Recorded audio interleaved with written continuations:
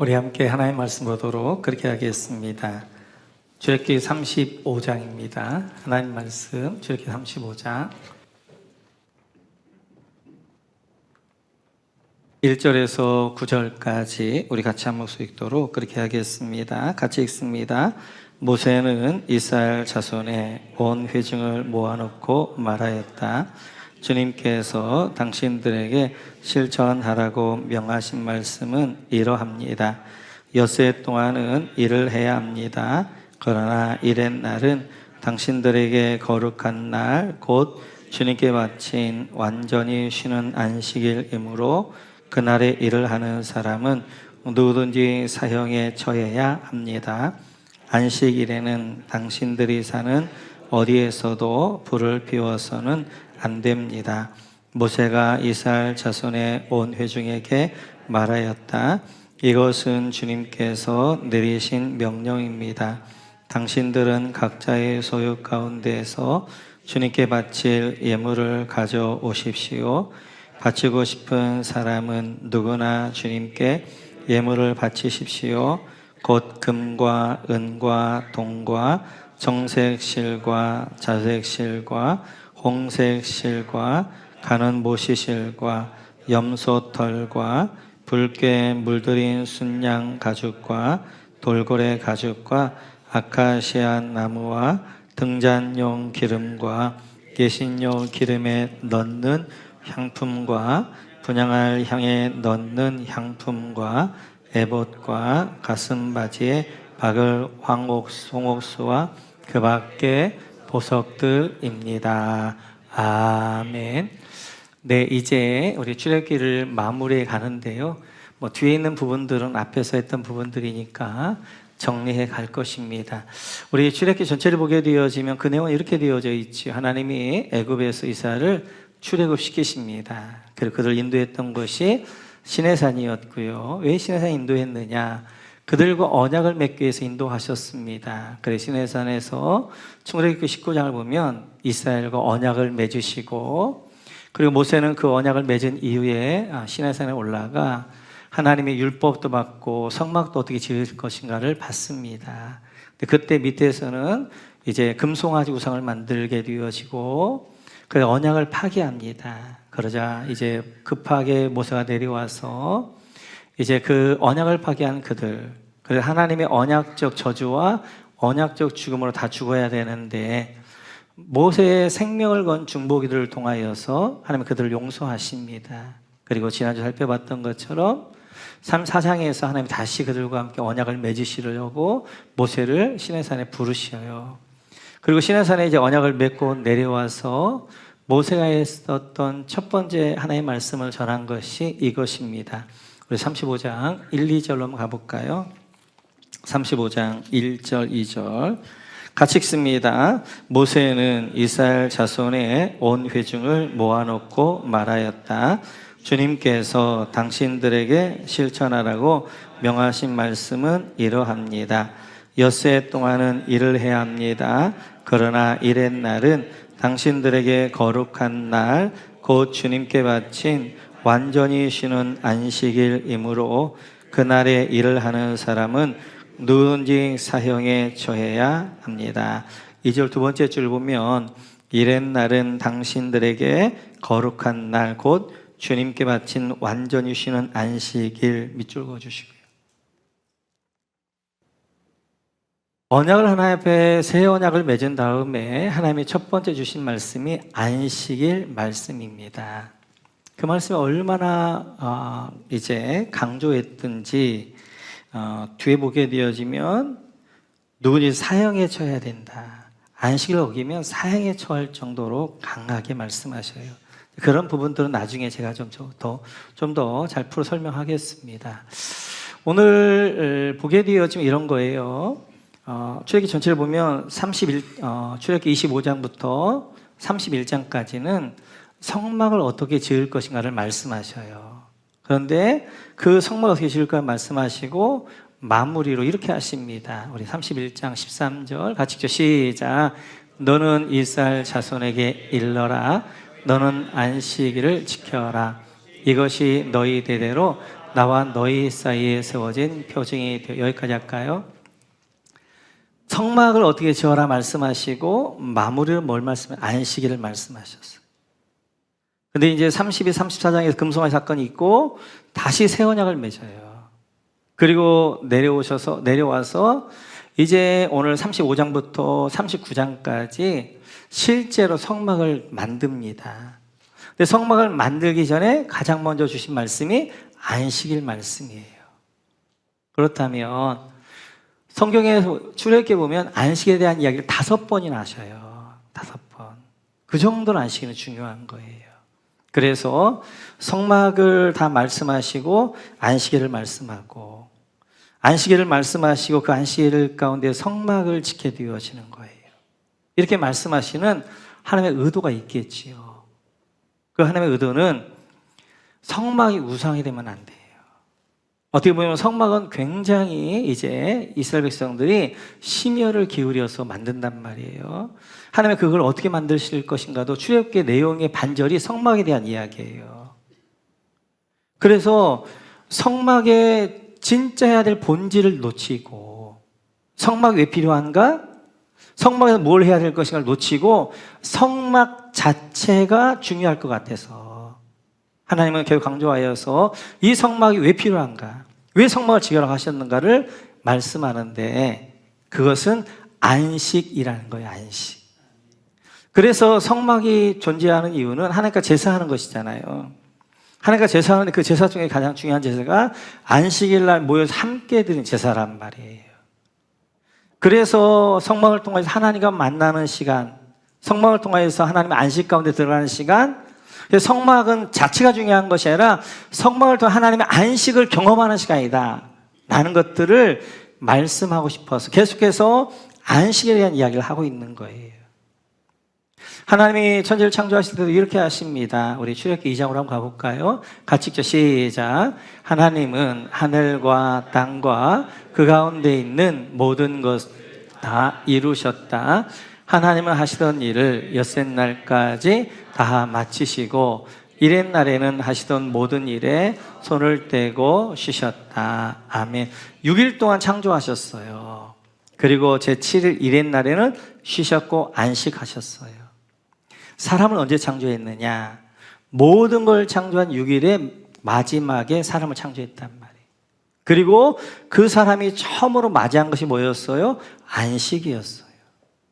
하나님의 메시지예요.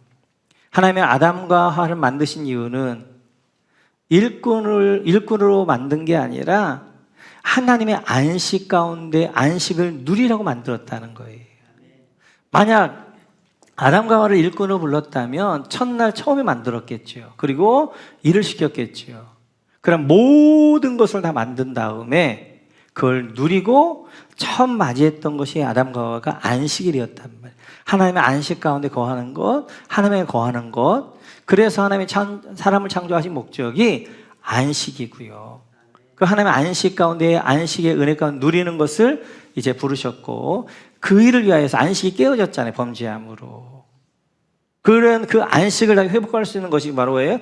예배가 되어지고 제사가 되어지고 성막이 되어지고 성막을 통하여서 안식일을 통하여서 그들은 하나님의 안식 가운데 거하라고 말씀하신 거예요. 그렇다면 유대인들이 이스라엘인들이 하나님의 참된 안식 가운데 거했는가? 그 안식을 누렸는가?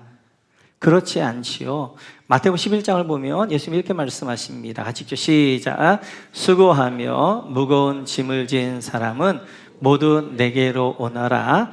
내가 너희를 쉬게 하겠다. 아멘. 너무 좋아하는 말씀이지요. 수고하고 무거운 짐. 이 인생의 짐을 이야기하기도 한데 예수님은 지금 유대인들을 향하여 말한단 말이에요.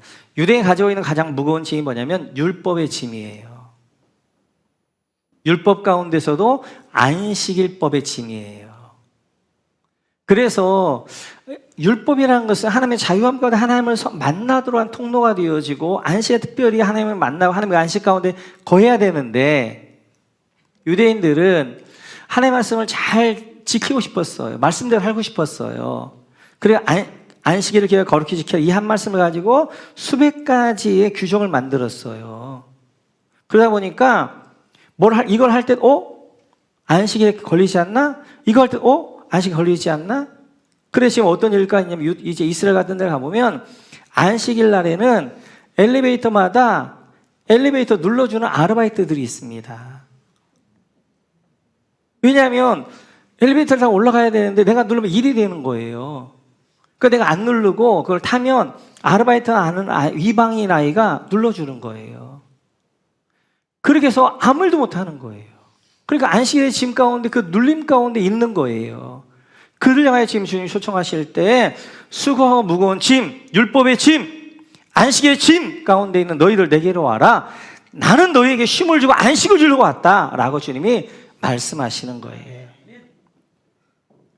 그래서 하나님은 우리에게 안식을 주시려고 그러는데 이제 그 안식 가운데 거하지 못하게 되어지고 우리가 그 눌림 가운데 이 종교의 짐이 있어도 안 되는 거예요. 이건 잘못 믿는 거예요. 그래서 우리 모두가 이러한 이제 가운데 있어야 되는데 특별히 금송아지 이후에 그 사건 이후에 안식일 말씀하시는데 그런 비슷한 스토리가 이스라엘 나라 가운데 있습니다. 우리 열왕기상으로 한번 가볼까요? 같이 시작.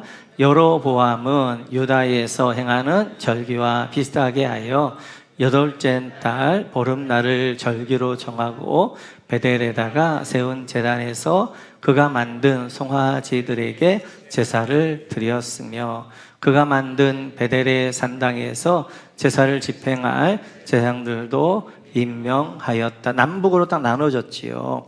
특별히 북이스라엘 여로보암이 베델과 단에다 금송아지를 만들어요.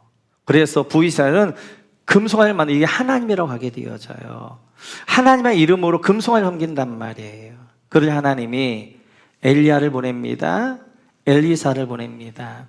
호세아를 보냅니다. 아모스를 보냅니다. 그래서 너희는 금송아지 우상을 떠나 금송아지를 버리고 하나님께 돌아와야 된다라고 말씀하셔요.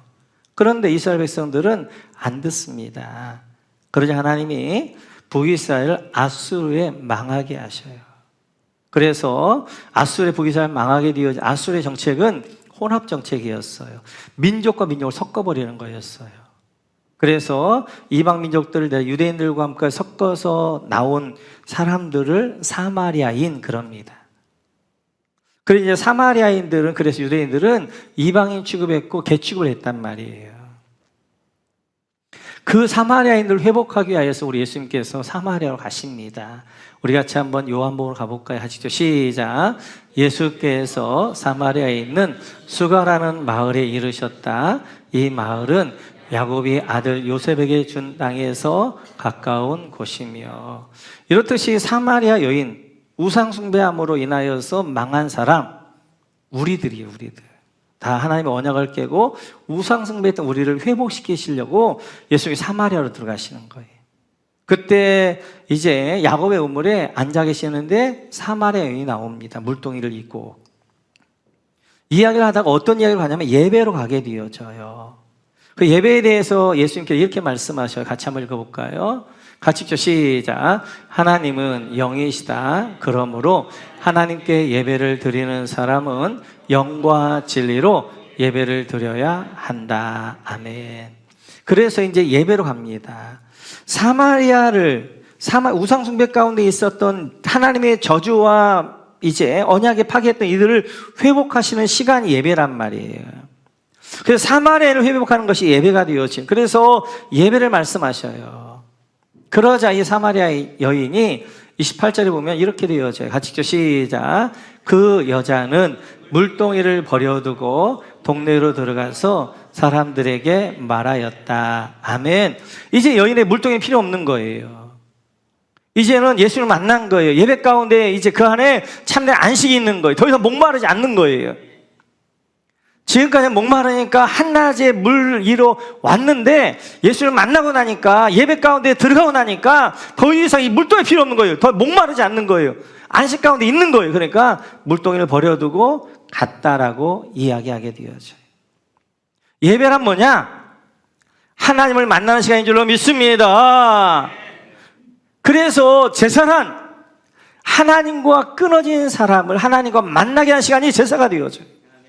그 제사장은 한 손에는 죄인 사람의 손을, 한 손은 하나님의 손을 붙잡고 서로 만나게 하는 거, 그게 제사란 말이에요. 우리는 왜 생명을 잃어버렸느냐? 생명 대신 주님에게 떨어져 있어서 생명을 잃어버린 거예요. 그럼 참 안식은, 참 생명 어디 있느냐? 생명 대신 주 앞에 붙어 있을 때, 그때 여기에 생명 있게 되어지고 여기에 참 안식이 있게 되어지는 거예요.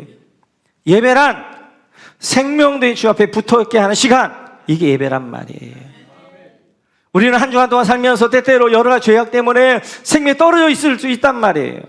그럼 우리가 예배 시간을 통하여서 하나님을 바라보게 하고 생명의 주님을 바라보게 하고 그 예수에 붙어있게 하는 것, 주님과 만나게 하는 것, 그게 예배란 말이에요. 그 예배 시간 다른 이야기 할 수가 없는 거예요. 예수님 이야기해야 되는 거예요. 하늘 이야기해야 되는 거예요. 그래서 참된 안식은 어디서 있게 되느냐? 생명된 주님에게 붙어있게 될 때 안식하게 되어지는 거예요. 그 예수님께서 요한복음 15장에 이렇게 말씀하시지요. 같이 한번 읽어볼까요? 시작. 나는 포도나무요 너희는 가지이다. 사람이 그 사람은 많은 열매를 맺는다. 너희는 나를 떠나서는 아무것도 할 수 없다. 이게 신앙의 진리예요. 우리 예수님 포도나무셔요, 우리는 가지입니다. 신앙은 다른 게 아니에요. 붙어있는 거예요. 붙어있는 거. 그런데 이게 어려워요. 대부분의 많은 사람이 하나 생명된 주님에게 떨어져 있어. 내 힘으로 신앙생활을 하려고 그래요. 내 힘으로 율법을 지키려고 그래요. 내 힘으로 헌신하려고 그래요. 내 힘으로 열매를 맺으려고 그래요. 열매 맺을 수가 없는 거예요. 그러니까 신앙생활은 그렇게 힘든 거예요. 그렇게 안 되는 거예요. 근데 신앙생활은 자연스러운 거예요. 포도나무 주 앞에만 붙어 있으면 포도나무 대신 주님이 모든 수분과 양분을 다 공급해 주시는 거예요. 그 안에 생명이 있어요. 그 안에 푸르름이 있어요. 그 안에 뭐가 있어요? 열매가 있어요. 풍성함이 있어요. 신앙은 이거예요, 이거. 그리스도에 떨어져 있던 우리가 예수님에 붙어 있게 되어지는 거, 이거가 되어지고, 하며 살면서 또 우리는 떨어져. 그렇게 살아. 내 힘으로 막 살아요. 그러다가 주님과 다시 어떻게 하는 거예요? 주님 앞에 다시 바라보게 하고 붙어 있게 하는 거. 주님과 연결하게 하는 게 이게 신앙이란 말이에요. 득도는 다른 게 아니에요. 이게 득도예요. 이것만 깨달으면 되는 거예요. 그래서 신앙생활은 풍성함과 자유함과 행복함과 안식 가운데 할 수도 있고, 이걸 깨닫지 못하면 평생 내가 율법을 지키려고, 내가 열매를 맺으려고, 내가 신앙을 하려고 그렇게 평생 하면서 제대로 풍성함도 못 누려보고 유대인들처럼 율법의 짐과 종교의 짐 가운데 눌리면서 그렇게 살아가고 있단 말이에요. 그래서 예수 믿기 전에 살아가는 방법은 최선으로 살아가는 거예요. 내가 내 힘으로, 내 방법으로 최선을 다하는 거예요. 근데 예수를 믿으면 살아가는 방법이 달라지는 거예요. 최선보다 더 앞서는 것이 순종이에요, 순종. 그래서 예수 믿기 전까지는 내가 내 힘으로, 내 능력으로 최선을 다해서 내 삶을 살아가는 거예요. 그래, 이제 하나님 말씀에 순종하면서 말씀대로 살아갈 때 하나님의 능력이, 하나님의 이제 풍성함이, 하나님의 영광이 내 안에 임하여서 그 힘으로가 내가 어떻게 하는 거예요? 내 삶들을 살아가게 되어지는 거예요. 베드로가 한 번 실패한 경험이 있어요. 또 한 번 하나님께 놀랍게 쓰임받았던 경험이 있어요. 언제 실패했느냐? 최선을 다해 살아가려고 할 때 실패했어요. 마태복음 보게 되어지면 같이 시작. 베드로가 예수께 말하였다. 비록 모든 사람이 다 주님을 버릴지라도 나는 절대로 버리지 않겠습니다. 최후 만찬 때예요. 너희가 다 나를 버릴 것이다 그랬더니 베드로가 이야기, 아닙니다 주님, 모든 사람이 주님을 버려도 나는 주님 버리지 않을 것입니다. 이게 베드로의 진심이에요? 진심이에요. 베드로는 주님을 버리지 않겠다는 이 약속이 진심이었어요. 그리고 버리지 않으려고 어떻게 했어요? 말귀의 귀도 배웠단 말이에요. 예수님을 잡으러 왔던. 그래 나중에 어떻게 했어요? 계집종 앞에서 예수님 3번 모른다고 부인하면서 무너졌단 말이에요. 오늘 베드로는 자기가 최선을 다해 산을 버리지 않겠다고, 산을 부인하지 않겠다고 결단하고 또 결단했어요. 그러나 그 최선은 무너지는 거예요. 무너지는 거. 근데 이때 예수님께서 베드로를 어디로 데려가냐, 겟세마네로 데려가셔서 이렇게 말씀하셔요. 같이 한번 읽어볼까요? 같이 읽죠. 시작. 그때 예수께서 제자들과 함께 겟세마네라고 하는 곳에 가서 그들에게 말씀하셨다. 내가 저기 가서 기도하는 동안에 너는 여기에 앉아 있어라. 그래서 베드로에게 말씀하시는 거예요. 베드로야, 최선을 가지고는 안 돼. 너 그래서 제자를 데리고 겟세마네로 데려가십니다. 그리고 나는 저기 기도할 테니까 너는 여기서 기도해라. 이때 베드로가 순종했어야 돼요. 그래서 그 기도하는 자리에서 기도했어야 돼요. 그랬으면 베드로는 제가 볼 때는 이겼어요. 부인하지 않을 수 있었어요. 그런데 기도하라는 주님 말씀에 순종하지 않아요. 그리고 육신이 피곤하니까 쿨 잠만 자게 되어져요. 난 최선을 다해서 내가 어떻게 나는 주님 버리지 않을 거야, 할 수 있어. 안 되는 거예요. 안 되는 거. 결국 무너지는 거예요. 무너지는 거. 그래서 베드로가 깨달은 거, 최선을 다해서 주를 섬기는 게 아니라 주를 섬기는 건 순종하면서, 하나님의 말씀에 순종하면서 내 능력이 하나님의 능력으로 살아가는 것이구나 하는 것들을 알게 되어지면서 예수님의 이 말씀 앞에 순종합니다. 누가복음 24장 한번 가볼까요? 같이 읽죠. 시작. 보아라, 나는 내 아버지께서 약속하신 것을 너희에게 보낸다. 그러므로 너희는 위로부터 오는 능력을 입을 때까지 이 성에 머물러 있어라. 아멘. 주님 마지막에 이제 승천하시면서 말씀하십니다. 위로부터 성령의 능력이 임할 때까지 이 성 예루살렘에 머물러라. 이 말씀 앞에 베드로가 순종합니다. 그리고 순종했던 120명들을 마가의 다락방 가서 위로부터 성령의 능력이 임할 때까지 기도하게 되어져요. 그랬을 때 그들이 기도할 때 오순절에 성령이 그들 가운데 위로부터 능력이 임하게 되어졌고, 그 베드로가 담대히 나가서 한 계집종 앞에서 예수님을 모른다고 3번이나 부인했던 베드로가 모든 청중들, 대제사장과 모든 제사장이 보는 그 성전 앞에서 뭐라고 하냐면 너희가 죽인 예수가 바로 그리스도다라고 선포하면서 그 선포의 말씀 가운데 3,000명이 5,000명이 회개하고 돌아오는 역사가 있게 된단 말이에요. 순종했더니 열매 맺게 하시는 거예요. 생명 열매 맺게 하시는 거예요. 3,000명이 열매를 맺습니다. 5,000명이 열매를 맺습니다. 내 힘으로 최선을 다하려고 했더니 그 최선을 다하면 나를 무너뜨리게 되어지는 거예요. 그래서 예수 믿는 거 힘을 빼라는 거예요. 힘을 빼는 거예요. 예수 믿는 것은 득도한다는 게 아니에요. 내가 힘을 빼고 생명의 그림에 붙어있는 것, 이게 득도란 말이에요. 이게 신앙이란 말이에요. 근데 이게 어려워요. 이게 어려워. 그냥 늘 예배하고 나와서 다시 회복하고 다시 회복하고 다시 회복하고 그렇게 되어지는 거예요. 그래서 내 최선은 안 되기 때문에 주신 것이 뭐예요? 선물 중에 뭐예요? 성령입니다. 성령. 성령 충만이에요. 성령 충만할 때 내 힘이 아니라 성령의 능력과 힘과 그 안식과 평안함 가운데 우리의 믿음으로 승리하면서 열매 맺는 삶이 되는 줄 믿습니다. 믿습니다. 그런 거예요. 그런 거. 그래서 늘 제가 이야기하는 것처럼 엉성한 영성이에요. 엉성한 영성이라는 것은 인생을 대충 살라는 말이 아니에요. 우리는 내가 아무리 최선을 다해서 완벽하려고 해도 우리는 완벽할 수가 없어요. 엉성해요. 우리 삶 자체가. 내가 계획하고 내가 아무리 엉성해요. 그런데 엉성하다는 걸 알고 내가 어떻게 하나님 앞에 기도로 내 삶을 맡겨드리는 거예요. 그분이 내 삶 가운데 일하실 거라고 믿고 맡겨드리는 거예요. 그 믿고 맡겨드리면서 엉성함 가운데서 그냥 해나가는 거예요. 그런데 그렇게 하나님 앞에 맡기고 성령 충만한 가운데 있을 때 성령이 그 엉성함들을 채워주시라는 거예요. 그러니까 엉성한 영성은 대충 살라는 말이 아니라 철저히 기도하면서 살라는 거예요. 그럴 때 나 혼자 사는 인생이 아니라 내 삶 가운데 하나님 함께하는 삶이, 성령님이 채워주는 삶이고 성령님이 인도하는 삶이 바로 그런 삶이 되는 줄 믿습니다. 예배란 하나님과 만나는 시간이에요. 생명 되신 예수님에게 붙어있게 하는 시간, 그 시간이 바로 이제 예배예요. 그렇기 때문에 여러분, 예배는 우리의 생명입니다. 생명. 한 주간 동안 살면서 때때로 우리가 예수에 떨어져 있을 수도 있어요. 그러나 이 예배를 통해서 다시 생명의 주 앞에 붙어있는 시간이에요. 그러니까 마당 뜰만 맞고 하면 안 된다니까요. 주님 만나야 된다니까요. 주의 생명 안에 내가 붙어있어야 된다니까요. 주의 임재 앞에 내가 들어가야 된다니까요. 그래야 예배를 통해 회복되어지는 거예요. 생명 안에 거하게 되어지는 거예요.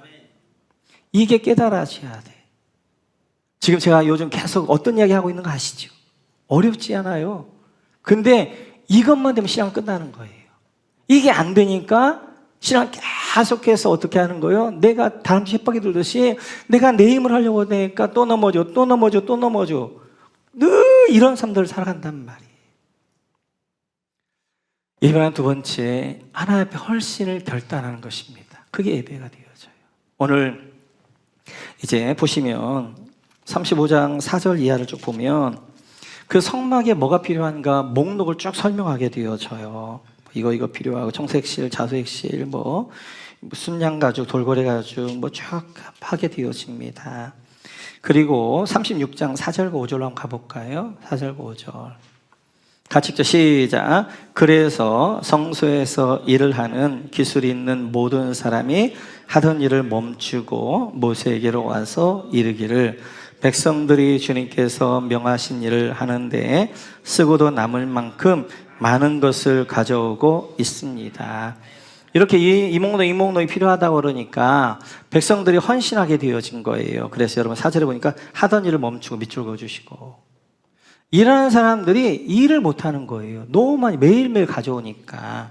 5절에 보니까 위에 두 번째 쓰고도 남을 만큼 많은 것을 가져오고 있습니다. 밑줄 그어주시고, 지금도 쓰고도 남을 만큼 많이 가져왔으니 이제는 중단시켜 주십시오 라고 모세에게 요청을 하게 되어져요. 그러면 지금 광야에 있는 이 백성들이 풍부했는가, 여유 있었는가? 그렇지 않죠. 광야에서는 나는 게 없잖아요. 그럼에도 불구하고 그들이 어떻게 하는 거예요? 이제 하나님 앞에 금은 보화들, 그 다음에 여러 실들, 이제 향유들을 전부 너무 많이 가져오니까 성막을 짓고 남을 정도가 되어지니까 이제 그만 가져와라 중단하게 된단 말이에요. 왜 그렇게 되어졌느냐? 오늘 35장 21절을 보면 이렇게 말씀하십니다. 같이 한번 읽고 시작. 마음이 감동되어 스스로 그렇게 하기를 원하는 사람은 모두 나서서 회막과 그곳의 제사에 필요한 모든 것과 거룩한 옷을 만들 수 있도록 갖가지 예물을 주님께 가져왔다. 여러분 갖가지 예물을 주님께 가져왔다. 밑줄 그어주시고, 이 목록 필요합니다. 그랬더니 갖가지 재물들 가져왔어요. 갖가지 것들을 가져왔어요. 그래서 그들이 너무 넘쳐서 이제 그만 가져와라라고 이야기합니다. 근데 갖가지 가져왔던 사람들을 가리켜 처음에 21절을 보면 마음이 감동되어 여기다 밑줄 그어주시고, 감동에다 동그라미 쳐주시고. 누가 헌신하느냐? 마음이 감동된 사람이 헌신하는 거예요. 마음이 감동되다는 말이 히브리어로 나사레브라는 말입니다. 나사레브라는 것은, 레브라는 말은 마음이에요. 나사라는 말은 마음을 들어올리다, 그리고 감동되다, 이런 말이에요. 그러니까 이제 나사레브, 마음이 감동된 사람, 다른 말로 하면 그들 마음을 하나님이 들어올린 거예요.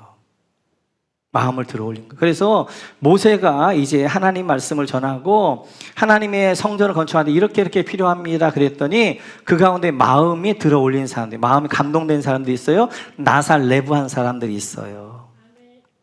이렇게 마음을 들어올린다는 말은 뭐냐면 땅의 가치가 아니라 하늘의 가치를 깨닫기 시작하는 거예요. 그래서 예배란 뭐냐면 들어올리는 거예요. 한 주간 동안 살면서 여러 가지 실패 때문에 낙심되어진 여러분들을 어떻게 하는 거예요? 예배를 통하여 들어올리는 거예요.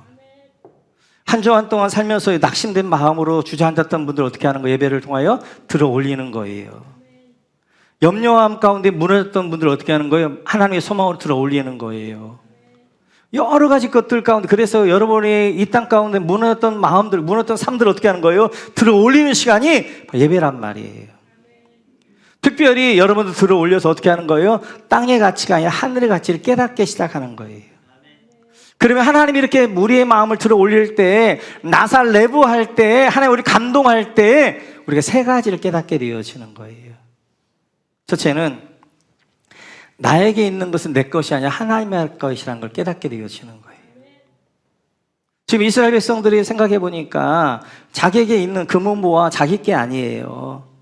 자기들은 노예였어요. 그런데 하나님이 이제 출애굽할 때 이야기하는 거예요. 너희들 유대인, 이집트 사람들에게 다 요구해라. 금을 요구하면 금을 주게 되어지 뭘 주? 그래, 가져왔단 말이에요. 이런 생각할 때, 이건 하나님이 주신 거야.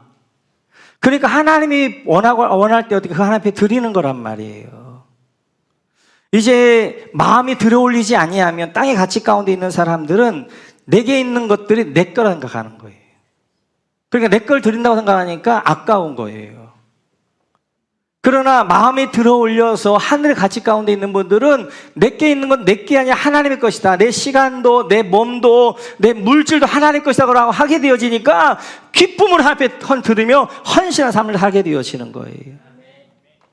두 번째로 마음이 들어올려진 분들이 깨닫는 두 번째는 내가 있는 것을 내가 쓰는 것 하나님께 드릴 때도 가치 있게 쓰임받는 걸 알게 되어지는 거예요. 지금 그들이 금은 보석 같은 걸 가지고 있어요. 보석을 가지고 자기를 좀 장식하겠지만 그걸 드리면 어떻게 하는 거예요? 에봇의 보석으로 바치게 되어지는 거예요. 자기에게 청색 실이 있어요, 자색 실이 있어요, 홍색 실이 있어요. 그냥 그건 실이지만 하나님께 드리면 그걸 짜서 어떻게 만드는 거예요? 휘장이 되는 거예요. 아름다운 휘장이. 아름다운 뭐가 덮개가 되어지는 거예요. 내게 있을 때도 귀하지만 하나님 앞에 드리게 되어 더 귀하게 하나님께 쓰임받는 걸 알기 때문에 하나님 기쁨으로 드리게 되어지는 거예요. 하나님이 마음을 들어 올려서 하늘의 가치 가운데 있는 분들이 깨닫는 세 번째는 하나님 앞에 내가 드리면 하나님이 내가 필요할 때 언제 주신다라고 믿는 거예요. 그걸 깨닫는 거예요. 그러니까 드리는 거예요. 지금 이스라엘 백성들이 광야에서 하나님 앞에 드리는 거 쉽지 않아요. 왜요? 그들은 이제 가나안 땅에 정착해야 된단 말이에요. 그러나 뭐가 필요해요? 미천이 필요한 거예요. 금은 보석을 가지고 준비하고 있다가 어떻게 하는 거예요? 가나안 땅에 도착해가지고 자기 집을 짓든지 아니면 장사든지 뭘 해야 된단 말이에요. 그걸 드리는 거예요. 지금 그들이 나올 때 실을 가지고 나왔어요. 왜 실을 가지고 나왔어요? 옷을 만들어야 된단 말이에요. 이 실이 없으면 옷을 못 만들어요. 발가벗어야 되는 거예요. 근데 그걸 드리는 거예요. 특별히 그들 가운데 돌고래 가죽, 해달 가죽이라고 그러죠. 그것을 그들이 왜 가지고 나왔느냐? 그들은 이제 샌들을 신잖아요. 신발을 만들어야 되는 거예요. 광야는 뜨겁기 때문에 신발을 안 신으면요, 발이 됩니다. 근데 그것을 어떻게 하나님 앞에 드리는 거예요. 그렇게 내가 하나님 앞에 드렸을 때 내가 필요할 때 하나님이 주신다고 믿으니까 그들이 감사함을 드리는 거예요. 근데 진짜 하나님 그랬나요? 그랬지요. 여러분, 그들이 사업 미천하려고 가지고 있었으면 어떻게 해요? 그들은 가나안 땅에 못 가는 거예요. 그 강에서 죽는 거예요. 아무것도 아닌 거예요. 그들이 그 실을 가지고 옷을 짜서 1년에 하나 정도 만들 수 있겠죠. 그럼 39년은 어떻게 입을 거예요? 신발도 마찬가지잖아요. 그들은 1년이면 갈 거라 생각했던 거예요. 그러니까 그들은 40년 동안 광야에 있을 걸 아무도 생각 못 한 거예요. 그런데 그들은 내가 지금 필요하지만 하나님 앞에 드렸을 때 하나님이 나에게 더 내가 필요할 때 주실 걸 믿었는데 주실 뿐만 아니라 하나님은 더 풍성해 주시는 거예요. 그래서 40년 동안 옷이 헤어지지 않고 40년 동안 신발 헤어지지 않도록 그걸 책임지시고 인도하시는 거예요. 그럼 믿음으로 드리게 되어지는 거예요. 이렇게 하나님 앞에 말씀을 통하여서 하나님은 우리의 마음을 감동합니다. 나살내부합니다. 마음을 들어 올려서 어떻게 하는 거예요? 이 설교라는 것은, 예배라는 것은 땅의 가치가 아니라 하늘의 가치를, 하늘을 바라보게 하는 거예요. 그렇게 했더니 21절 보셔요. 같이 읽죠. 시작. 마음이 감동되어 스스로 그렇게 하기를 원하는 사람. 여러분, 여기까지. 스스로 그렇게 하기를 원하는 사람 밑줄 그어주시고, 개역개정에서는 뭐라고 했냐면 자원하는 사람이라고 했단 말이에요. 이렇게 하나님의 마음을 들어 올려서 하늘의 가치를 깨닫게 하는 거예요. 그런 사람이 뭐 하는 거예요? 자원하는 거예요. 그런 사람이 스스로 깨닫고 어떻게 하는 거예요? 그렇게 하기를 원하는 거예요. 그렇게 순종하는 거예요. 그래서 예배라는 것은 하나님이 여러분들을 이제 세상의 가치가 아니라 마음을 띄우는 거예요. 마음을 들어 올리는 거예요. 하늘 가치를 바라보게 하는 거예요. 그리고 말씀하시는 거예요. 그러면서 헌신하게 하는 거예요. 내가 지금 이렇게 살아야 될까? 하나님이 나를 부르셨는데 한 번 사는 인생인데 그냥 먹다 죽어야 될까? 아니면 내가 목장에 가서 한 영혼 구원한 일들에 내가 참여하게 될까? 아니면 내가 교사로 헌신할까? 아니면 내가 필요하다면 하나의 물질로 헌신할 것인가? 하나님의 마음을 들어서 여러분의 있는 것들의 가치를 땅의 것을 보지 않고 하늘의 것을 보게 한단 말이에요. 그 하늘의 것을 보게 하는 사람들이 헌신하는 것, 거기 순종하는 것, 그게 자원하는 마음이고, 그 자원하는 마음을 통해 어떻게 하나 하나님은 차고 넘치게 성막을 짓는데 그 마음 가져오라 할 정도로 차고 넘치게 주시는 거란 말이에요. 오늘 우리는 예배란 뭔가에 대해 살펴봤어요. 첫째, 예배란 하나님의 안식 가운데 들어가는 거예요. 우리 안식은 생명의 주 앞에 붙어 있을 때 그때 이 안에 생명의 풍성함이 있는 것이고 여기에 안식이 있는 거예요. 그래서 예배란 것은 하나님 만나는 시간이에요. 하나님의 안식 가운데, 하나님의 은혜 가운데, 생명 가운데 거하는 것이 바로 예배가 되어지는 거예요. 뿐만 아니라 예배는 여러분 마음을 들어 올려서 땅의 가치, 하늘 가치를 바라보게 하는 거예요. 그리고 자원에 헌신하게 하는 거예요. 그래서 헌신대가 있는 거예요. 여러분의 설교를 듣다가 하나님이 나의 감동을 주신다. 내 마음을 들어서 나에게 이렇게 교회 앞에 헌신하게 한다. 나에게 어떤 교회 안에서 내가 보니까 교회 어디가 좀 쓰레기가 있고 어디가 좀 안 좋아. 그럼 하나님 내가 그 일들을 감당하기 원하면 그러면 설교를 듣고 나오시는 거예요. 말씀 앞에 헌신하러. 거의 헌신대가 거의 쓰는 거예요. 내가 화장실 뭘 하기를 원합니다. 아니면 내가 뭘 하기를 원합니다. 아니면 여러분들에게 이제 하나님께서 말씀하실 때 물질 헌신하고 거기다 내가 쓰는 거예요. 그 헌신대가 있는 거예요. 그래서 예배는 뭐 하는 거예요? 헌신을 결단하는 거예요. 그 여러분들이 하면서 그래서 저는 강압적으로 이거 해라 저거 해라 아니라 말씀을 통해 하나님이 주신 음성에 따라 순종함으로 여러분들이 헌신하여서 우리 곳곳을 함께 만들어갔으면 좋겠어요. 그래서 예배란 것은 우리가 세축이잖아요. 세축, 가정교회. 목장 모임 뭐예요? 감정을 터치해주고, 삼국을 우리의 지적인 걸 터치해주고, 예배는 뭐예요? 우리 헌신을 하게 하는 거, 의지를 터치해주는 거잖아요. 아무리 설교도 은혜를 받아도 뭐 하는 거예요? 은혜 받으라고 주신 것이 하나님의 말씀하시고 말씀 앞에 순종하라고, 결단하라고, 헌신하라고 주시는 것이 설교란 말이에요. 그래서 여러분들이 설교를 듣다가 내가 헌신할 것이 있으면 오셔서 헌신카드에 적는 거예요. 그래서 하나님 내가 이렇게 헌신하기 원합니다. 내가 이 부분에 쓰임받기 원합니다. 내가 성가대를 보니까 성가대가 있는데 내가 좀 들으면 좋겠다고 내가 성가대를 헌신합니다. 헌신하게 되어지는 거예요.